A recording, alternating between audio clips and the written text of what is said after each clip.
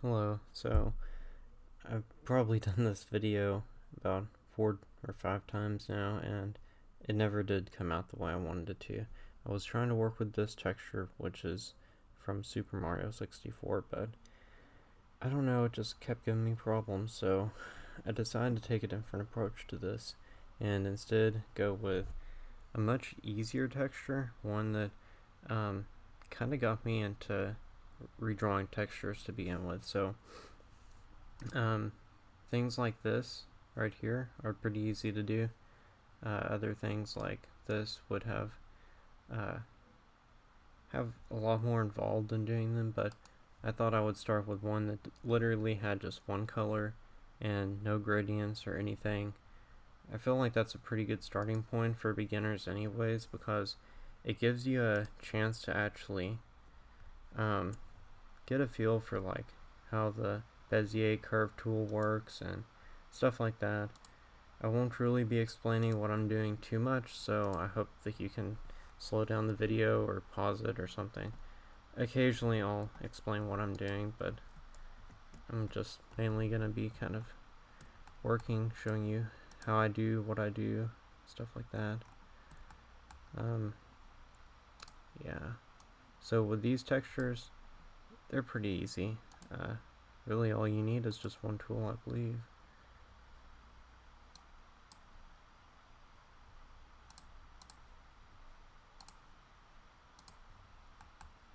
I like to have a nice clean work area in Inkscape where I don't have to really bother with a lot of stuff. So what I like to do when I look at a texture is try to figure out what were they thinking about when they made this texture. And clearly it doesn't have any kind of uniform kind of font or anything that it was based off of, but really it has more of an artistic flair to it.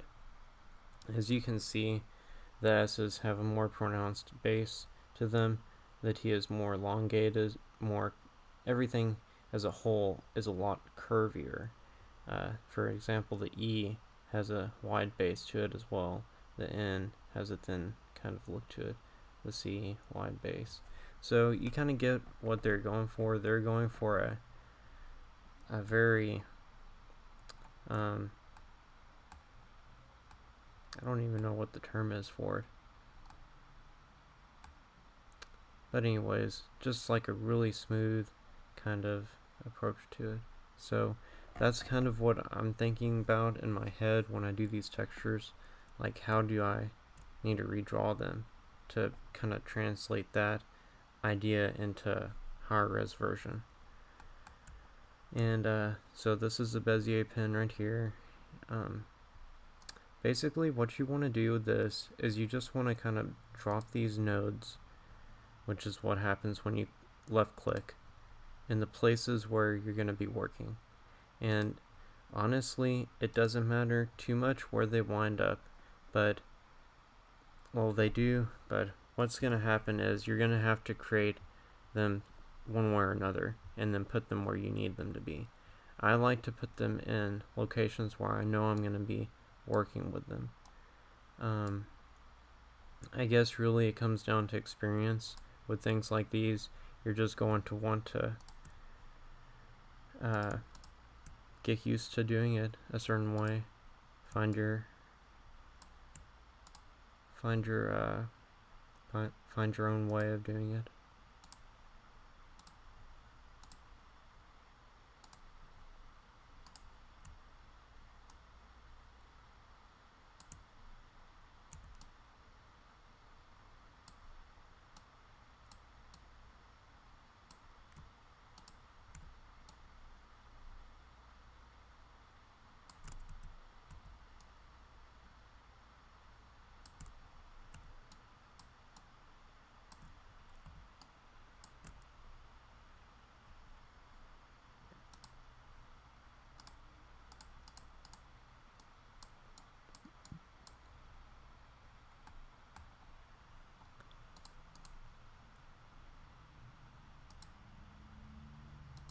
I try to drop the nodes in the middle of where I want the curve to be.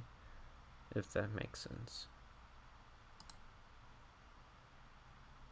Now with ones like this, it's gonna be a little bit different, but I'll show you what I'm gonna do. And it does look pretty messy right now, but bear with me. It doesn't look like that when I'm done.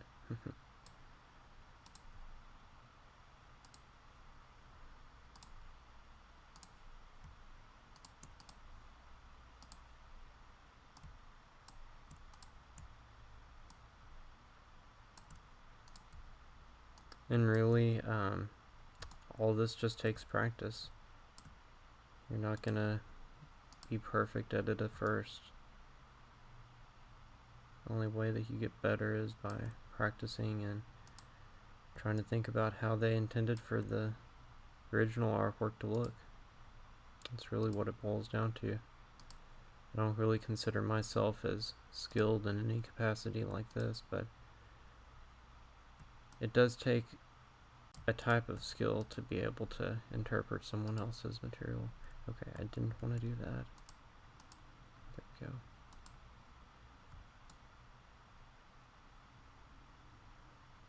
So you see what I did there? I made this one smooth, but I made this one without any handles on it.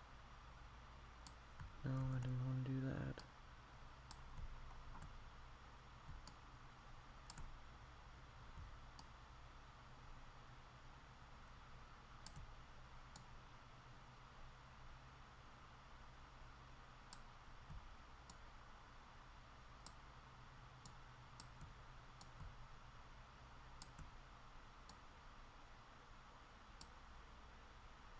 And sometimes what will help with things like these is just go ahead and put a fill on it. Maybe even remove the stroke and go in here and hide the one below it. Now you can actually see like what's going on with the one that you're working with. Like, how is that curve looking? Is that gonna look right once you get done, or is it gonna look weird?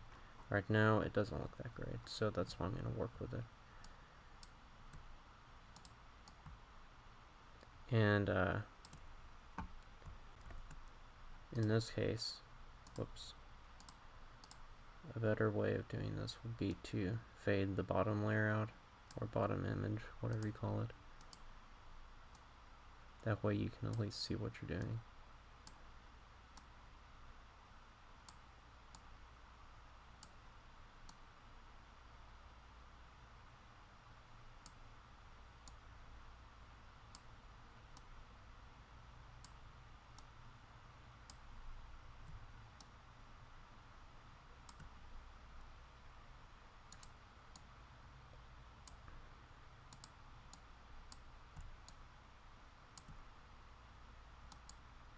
Oh, by the way, I don't think I mentioned it, but this is a texture from the original Animal Crossing game, made in the US, or I should say released in the US, I guess. The one for the GameCube. It's one of my favorites.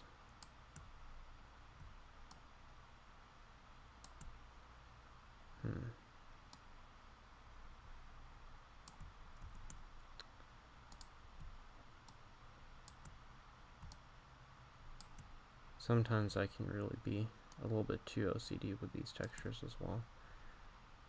But in the end, I think my work comes out looking pretty decent.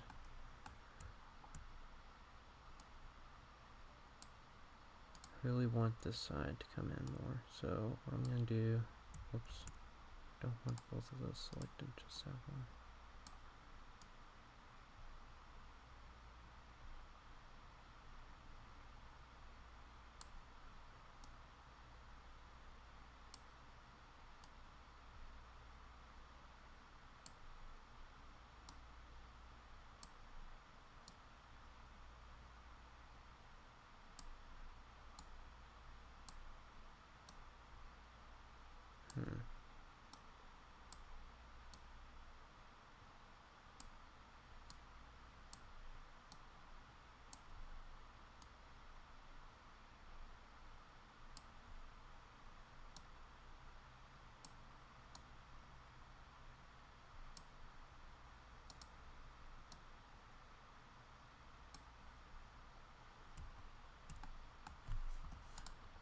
Yeah, something like that. It's not perfect, but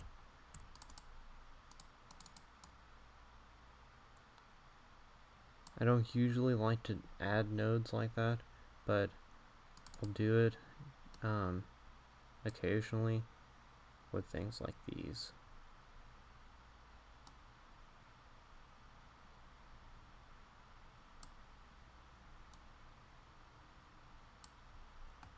There we go.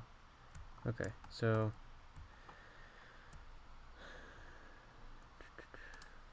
there we go.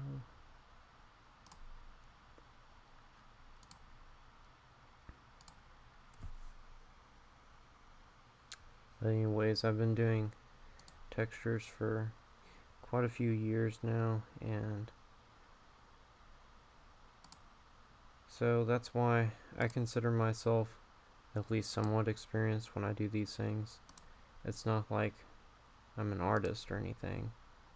I just know how to use the programs, and that's pretty much it. Nope, don't want that there. Control clicking on nodes like I'm doing here will give them handles automatically, but they won't be independent of each other like this. Whoops. Like this. So the problem with them being like this is, let's say you're really close, but you're like not quite perfectly straight with it. Then what happens is, if you click off of it and you zoom in, you're gonna see there's like this sharp angle here, and I may be too picky, but I'm gonna notice something like that just because I'm OCD like I am. So I just make them all smooth nodes. Very few cases do I ever do it any other way.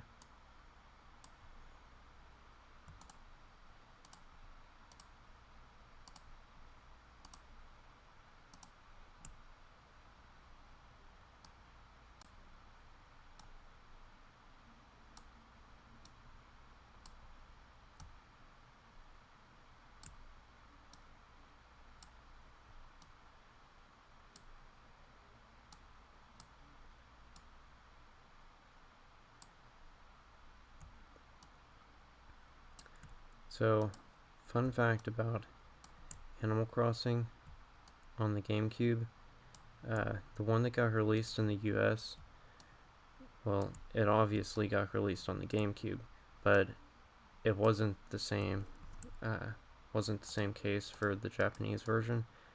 The Japanese version actually got released on the Nintendo 64, and a lot of people don't know that, but it actually makes a lot of sense when you look at these textures.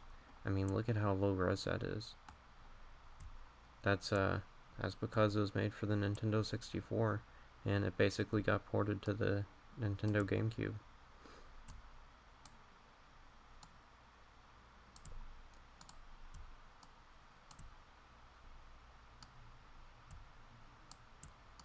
The highest resolution textures that the game had in it was 64 by 64. So, it's pretty interesting. What? I don't remember doing that. Okay, so let's say you do this. I messed up. You're going to want to delete one of these nodes, and then you're going to be left with a mess to clean it up. And honestly, the best way to fix this is to just go through, fix all the nodes first, and then just start adjusting them. And it shouldn't take too long to get it back to how it was.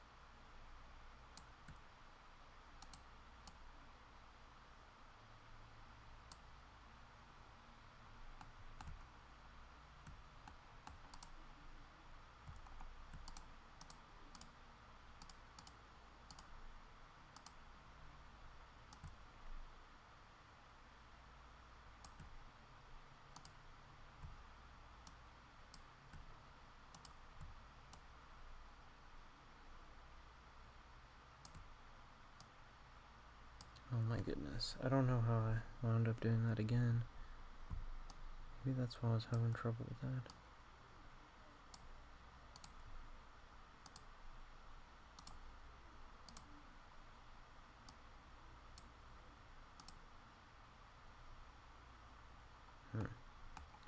Okay, so it still looks messed up.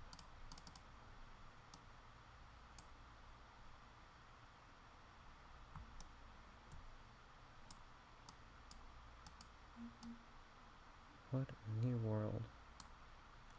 I'm not adding nodes there, I swear. I don't know why it's doing that. Inkscape is kind of weird sometimes.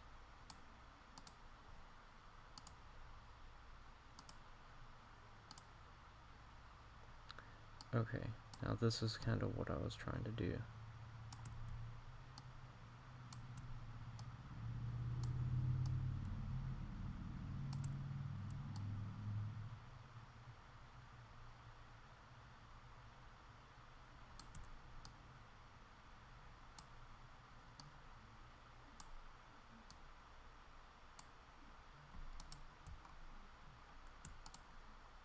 Starting to look better.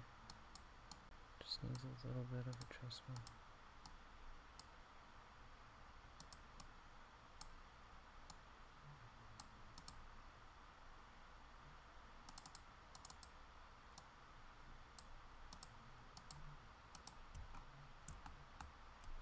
Something like that.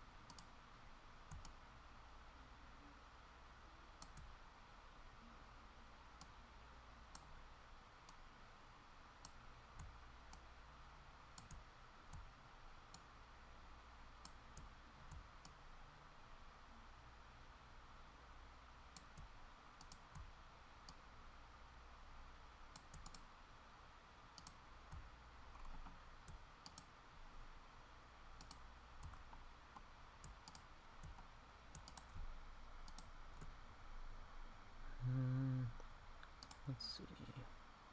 Oh, that's nice. Okay, so sometimes Inkscape crashes like that, but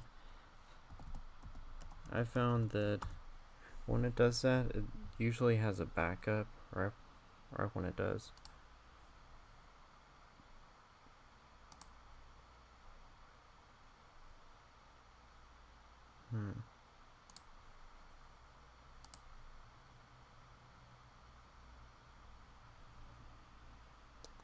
That's odd. Doesn't have a in the most recent ones. Okay, fine.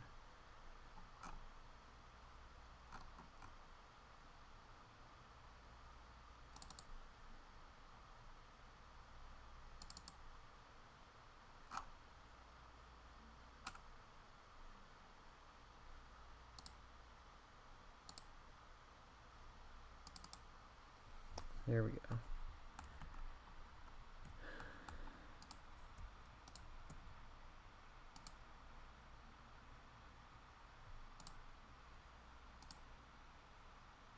No, that's not what I wanted. Okay.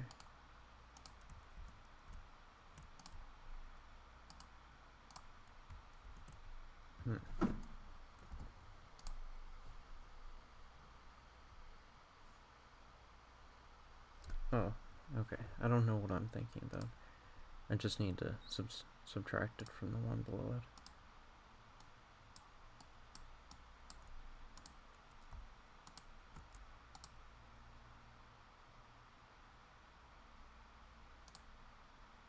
No, I didn't want to do that. I always get these mixed up. Is it that one? Yeah, okay. So, we accomplished what we're trying to do. And now there's nodes on the inside of that, which saves me from having to do all that. Okay.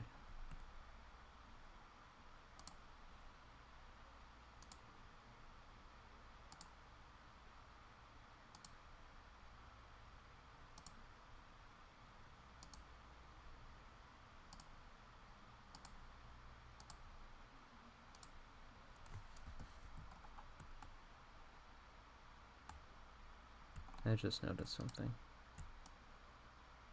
This should be further up to match everything else.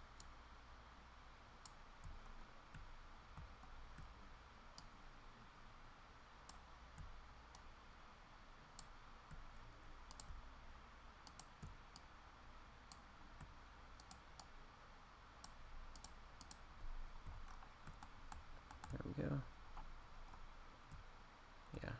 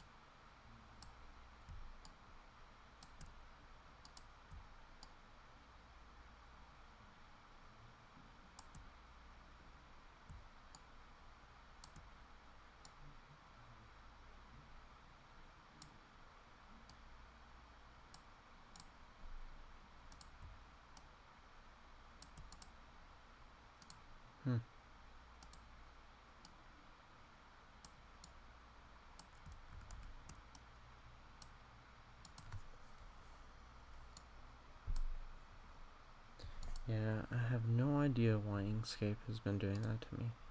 I haven't had that happen at all until I started working on this.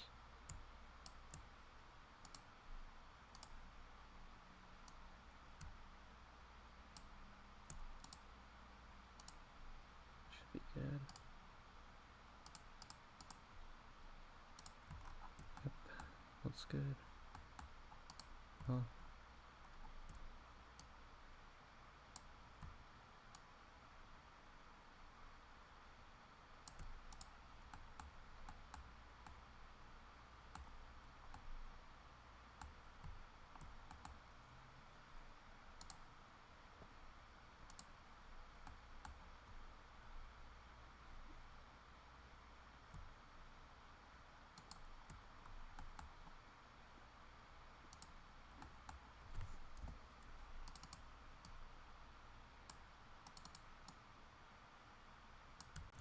And the thing is, there's so many different ways to do these. That was not one of them. There's so many ways to do these textures.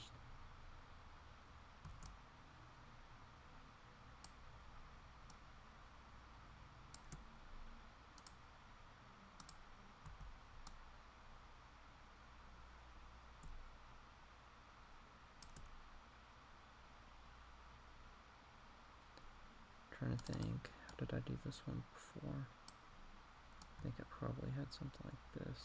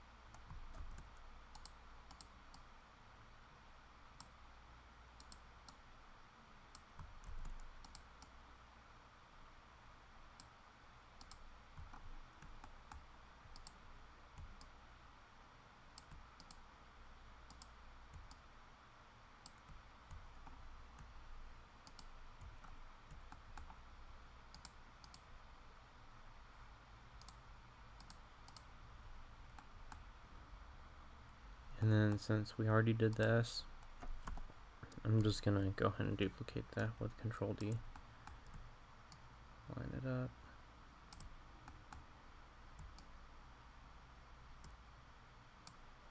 There we go. And now, that's it.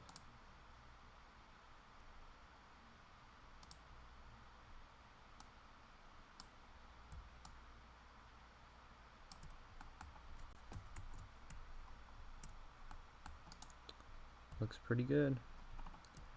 Maybe the E could use a little bit more work up here. Oops.